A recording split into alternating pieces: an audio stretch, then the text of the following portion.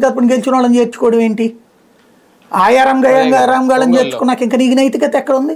ఇదివరకు జనసేన గురించి మనం గర్వంగా అనేవాళ్ళం. ఆయన ఒక్క ఎమ్మెల్యే గెలిస్తే అతను వెళ్ళిపోతుంటే కూడా దాన్ని ఆయన ఫీల్ కాలేదు, అట్లాంటి నాయకుడు అన్నటువంటిది. అతన్ని తిట్టాం మనం అప్పుడు రాపాకని. ఎందుకని?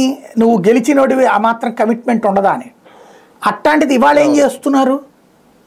ఈయన కూడా వేరే చోట గెలిచిన వాళ్ళని చేర్చుకుంటే ఇంకా నీ దగ్గర నైతికత ఏముంది?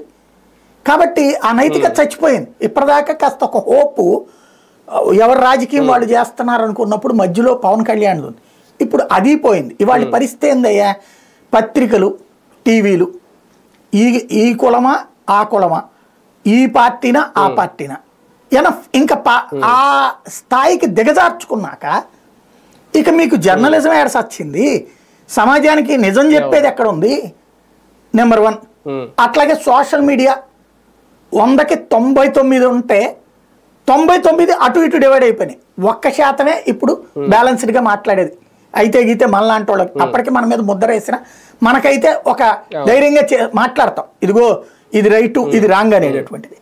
99% నాశనం చేసేసారు సోషల్ మీడియాని కూడా. ఇదివరకు కాస్త హోప్ దాని మీద ఉండేది. అట్లాగే ఇవాళ జగన్ టైంలో తప్పులు చేశారని ప్రస్తావించినవన్నీ ఇప్పుడు వీళ్ళు అంతకంటే